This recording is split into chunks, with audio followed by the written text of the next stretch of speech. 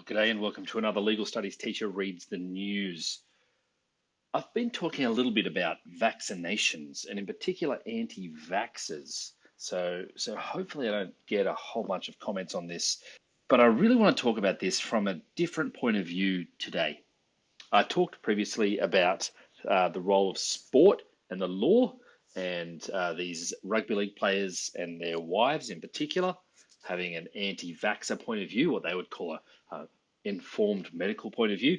And it got me thinking about the kind of broader way that we can actually look at issues in legal studies and actually think about them from a different point of view. What am I talking about?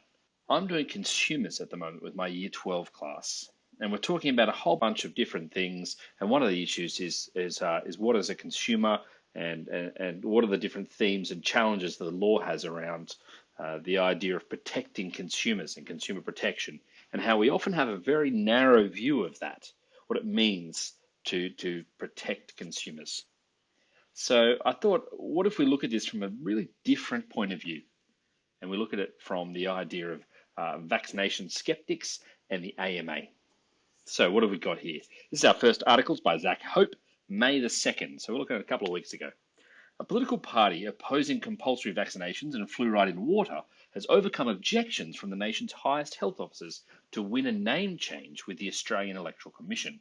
The Involuntary Medication Objectors, vaccination/fluoride party, will now be known as the Informed Medical Options Party, a change medical experts warned was an attempt to conceal the party's true agenda and appear more mainstream. Despite formal objections from the Australian Medical Association, remember that's an industry group, and Federal Health Minister Greg Hunt, the AEC found the name change met the requirements of the Electoral Act. So note this, you've got a formal complaint, a formal objection from the Federal Health Minister, and the Australian Electoral Committee has still said, nope, meets the requirements of the Electoral Act, so therefore they're allowed to change it. AMA Victoria President Julian Raitt said the AEC decision was disappointing and maintained the name could mislead voters. In the context of a pandemic, he says, it's hard for them to argue against vaccination, given that it's very likely it will be a way out of this for us, Professor Raitt said. Many illnesses like smallpox and polio were wiped out by earlier vaccination campaigns.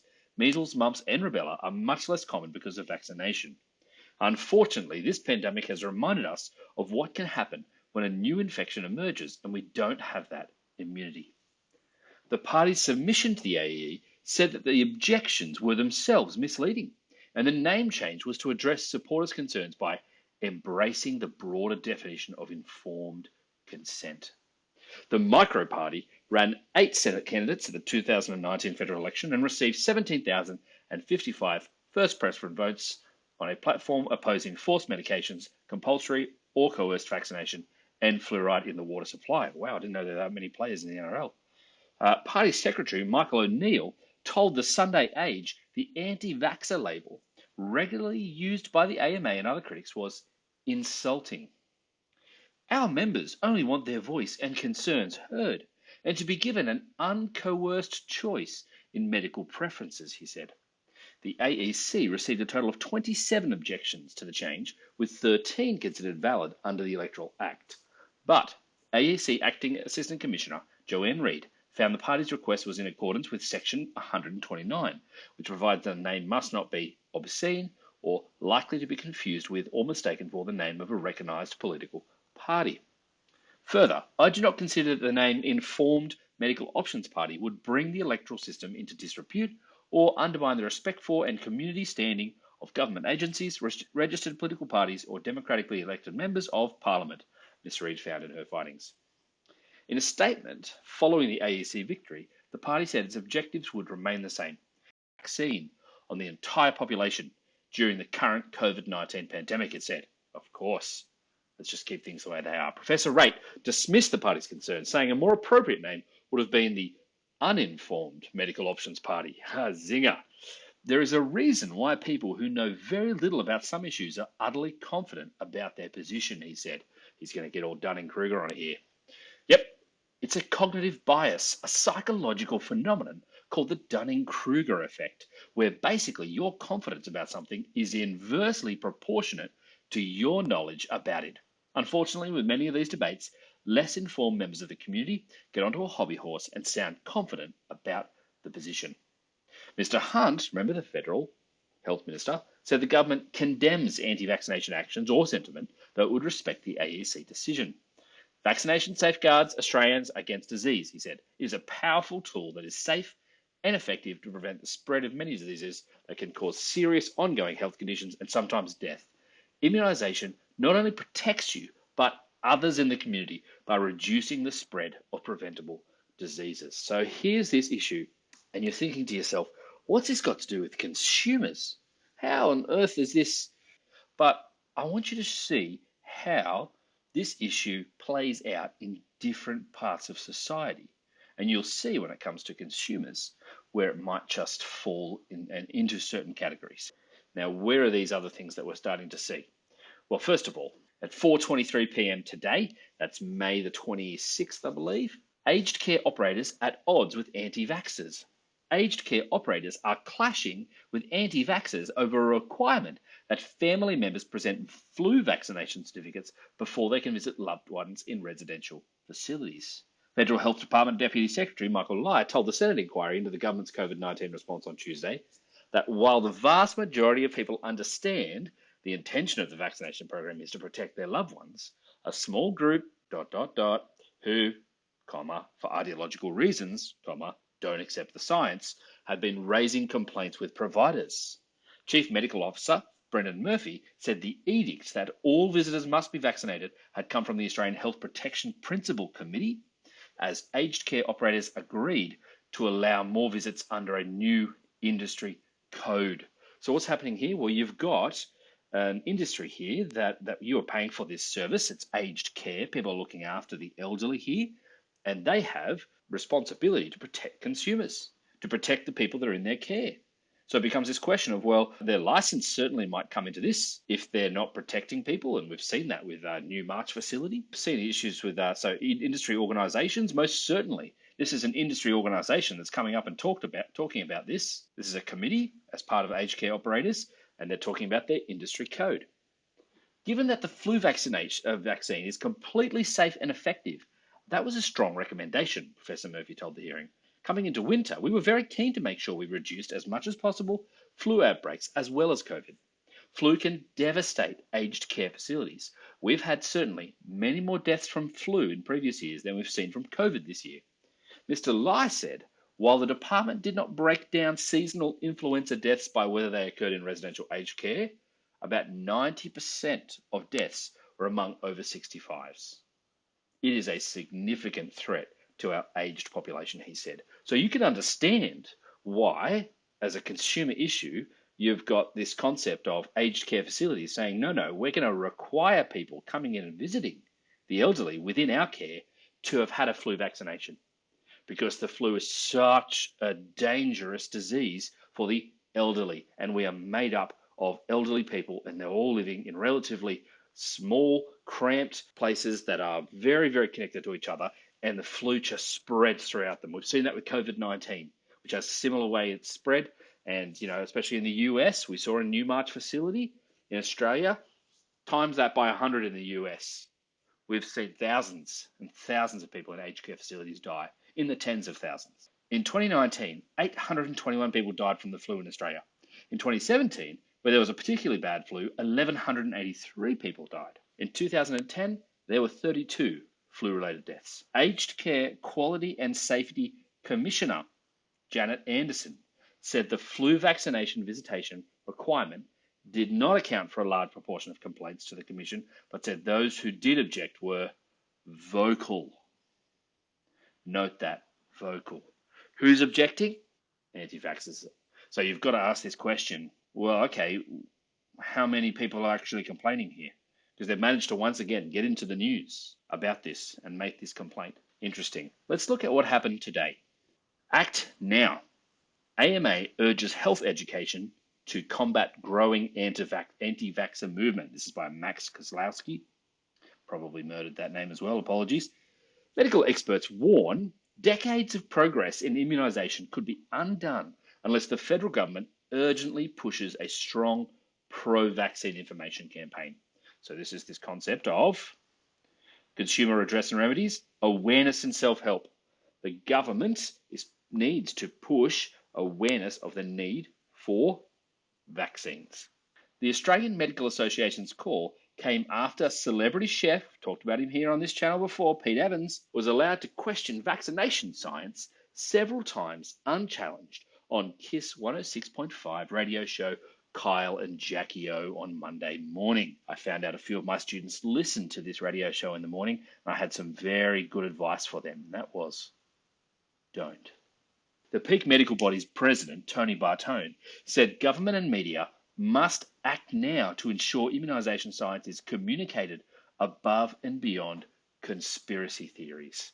This is where we're starting to get to this concept now of, hang on a second, what's this got to do with consumers? Well, the role of the media, surely, is playing a role here. And government organisations, federal and state, what are they doing to ensure that we're protecting consumers by making sure they get the right information, that they don't get hoodwinked by conspiracy theories? It's growing, Dr. Bartone said, of the non-vaccination movement. Anyone who speaks against the science of vaccination needs to expect to be slapped down by scientific sources. Anyone who gives a platform to anti-vaxxer messages should similarly expect to be also held to a similar account, he added. Evans questioned vaccination science several times on the Kyle and Jackie O show on Monday. The host did not criticise Mr. Evans and instead directed the audience to his Instagram account, where he calls himself pro-choice on vaccines. That's great. Royal Australian College of General Practitioners President Harry Nespolon condemned hosts Kyle Sandilands and Jackie Last for interviewing Mr. Evans, urging Australians to contact their general practitioners for medical advice. It is extremely disappointing that two very popular and prominent commercial radio hosts have given Pete Evans 20 minutes of airtime to air his anti-vaxxer stance, Dr. Nespolon said. Dr. Bartone said it was even more disappointing that social media and celebrity status was seen to be a further endorsement of misinformation. Clearly, there needs to be a significant resources put into the community about the importance of public information, the importance of public health education right from the earliest years. The AMA president feared progress on immunisation in Australia, which is one of the most highly vaccinated countries in the world, could be undone unless public health education was bolstered. So what are we looking at here? Well, clearly it's this question of what role are these guys playing in adding awareness and self-help to consumers about the need to vaccinate, but also the role of the media. And remember, from one of my earlier videos with Mr. Jones, Alan Jones, being investigated when complaints are made about him, we have the Australian Communications and Media Authority who look at this kind of thing. So who are they? They regulate communications and media services in Australia. They make decisions and an executive team basically works out what to do. But if someone makes a complaint, they set and manage rules about communications and media services. They license people, organisations, and products to operate. They look at complaints and problems and take action when rules aren't followed. So, compliance and enforcement. Here's all the legislation that enforces them. The Broadcast Servicing Act, Radio Communications Act, Telecommunications Act. So if Kyle and Jackie O have basically done something that breaches those rules, then ACMA will step in and say, no, you need to make a public apology like Alan Jones did for saying incorrect and inaccurate things about climate change when he was asking Scott Morrison to shove a sock down Jacinda Ardern's throat. They have the power to say no, apologise now, and make sure that the public understands that his views are pretty much universally slapped down by anyone that knows anything about science. As he says, the important message is that everyone from governments right down to all health authorities has a role to ensure the appropriate funding and the appropriate resources are available so that people can differentiate the good from the bad and the downright deadly, he said. Surely this is this concept, because aren't people not consuming Kyle and Jackie O? Yes, and so we need to protect them and ensure that the views that are put on there are actually held up for, this is a guy that cooks a couple of things and knows nothing about science, not someone you should listen to for medical advice. The AMA warning comes as vaccination opponents flood senior government ministers with unprecedented levels of correspondence. Look at that, yet another article about anti-vaccination mail. Look at them. What is it? A small group of very vocal people, basically lobbying for changes. Let's stick with what we're looking at. And other experts fear a new wave of skeptics anxious about a potential vaccine are reinvigorating the movement. University of Sydney professor Julie Leask said Australia will likely see a dip in vaccination rates because of COVID and people not going to the doctor. The social science professor, who spent decades studying why some people choose not to vaccinate, urged any public health education campaigns to focus on basic, practical tips. Professor Leask said a campaign should remind parents to vaccinate their children on time and encourage the feeling of having easy and safe access to primary care and vaccination services. Anti-vaxxer activists are noisier and they're getting airtime because there's a lot of people looking online, Professor Lisk said. Whether they're growing is another question. Australian Radio Network, which owns KIIS 106.5, shame on them, defended Kyle and Jackie O's decision to uncritically air Mr. Evans' views as standard practice for light entertainment radio. This is a light entertainment radio show where celebrity guests often share their personal views and stories as part of an entertainment format, an ARN spokeswoman said. As I stated today in class, does that literally mean you can get any guest on and they can just talk about whatever they want and you're not responsible for it? I'm not sure what the ACMA would have to say about that when it comes to your rights and responsibilities and you complying or not complying with your responsibilities as an industry to protecting the consumers that listen to your radio show. So, a whole bunch today, not just hopefully anti-vaxxer bashing, but this question of, well, what responsibilities and rights do consumer organisations such as radio stations, such as aged care facilities have when it comes to this question of, well, how are we going to make people comply with health advice or the law when it comes to vaccinations? So a really interesting thing to think about, to debate, get into it.